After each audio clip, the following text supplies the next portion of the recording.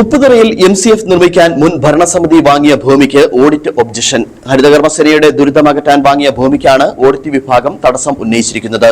ഹരിതകർമ്മസേനയുടെ കൃത്യനിർവഹണം വലിയ ദുരിതം പേറിയാണ് നടക്കുന്നത്. MCF നിർമ്മാണത്തിന് മുൻ ഭരണസമിതിയും നിലവിലെ ഭരണസമിതിയും ഫണ്ട് അനുവദിച്ചെങ്കിലും ഓഡിറ്റ് വിഭാഗത്തിലെ തടസ്സം തിരിച്ചടിയായി.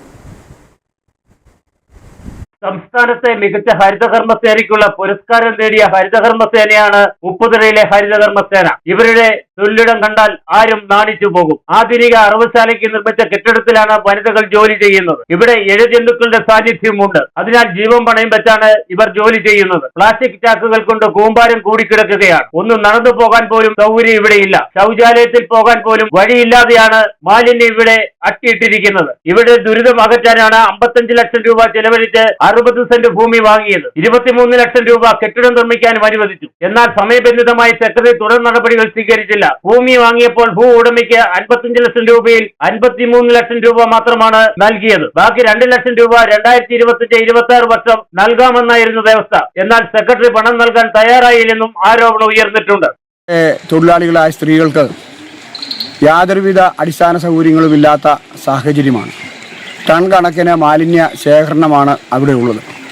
ഇത് യഥാസമയം കയറിപ്പോകാത്തത് മൂലവും അതുപോലെ അമിതമായിട്ടുള്ള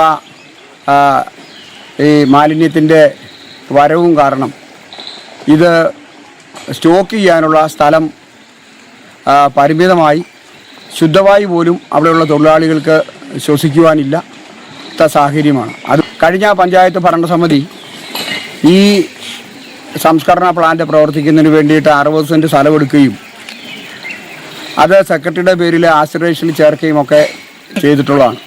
അതുപോലെ തന്നെ കഴിഞ്ഞ പഞ്ചായത്ത് ഭരണസമിതി 23 ലക്ഷം രൂപ ഇതിൻ്റെ ഓഫീസ് മന്ദിരം പണിയുവാനായിട്ട് മാറ്റിവെച്ചിട്ടുള്ളതാണ്.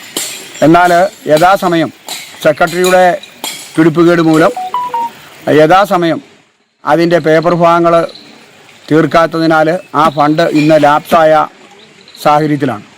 ഭൂ ഉടമയ്ക്ക് നൽകാനുള്ള 2 ലക്ഷം രൂപ ഫണ്ട് അനുവദിച്ചിട്ടുണ്ട്. എന്നാൽ ഭൂ ഉടമയ്ക്ക് നൽകിയ 53 ലക്ഷം രൂപ ഓഡിറ്റ് വിഭാഗം തടസ്സപ്പെടുത്തിയതിനാൽ ഓഡിറ്റ് വിഭാഗത്തിന്റെ അനുമതി കിട്ടിയാൽ മാത്രമേ നൽകാൻ കഴിയൂ. രാജമാണിക്യൻ റിപ്പോർട്ടിൽ ഉൾപ്പെട്ട സ്ഥലമായതിനാലാണ് ഓഡിറ്റ് വിഭാഗം തടസ്സം ഉന്നയിച്ചത്. കളക്ടർ ഉത്തരവ് പ്രകാരം വാങ്ങിയ ഭൂമിക്കാണ് ഓഡിറ്റ് വിഭാഗം തടസ്സം ഉന്നയിച്ചിരിക്കുന്നത്. നാളുകളിൽ ഭൂമി നഷ്ടപ്പെടുന്ന അവസ്ഥ ഉണ്ടാകുമെന്നാണ് ഓഡിറ്റ് റിപ്പോർട്ടിൽ ശുപാർശയുള്ളത്. ഈ റിപ്പോർട്ട് അടുത്ത കമ്മിറ്റിയിൽ വെച്ച് തുടർ നടപടി സ്വീകരിച്ച് പ്രശ്നം പരിഹരിക്കുമെന്നും പ്രശ്നം പരിഹരിച്ചാൽ ഭൂ ഉടമയ്ക്ക് പണം നൽകുമെന്നും ഫണ്ട് അനുവദിച്ച നിർമ്മാണ പ്രവർത്തനം ആരംഭിക്കുമെന്നും പഞ്ചായത്ത് പ്രസിഡന്റും സെക്രട്ടറിയും പറഞ്ഞു. Idukki vision news, Upputhara.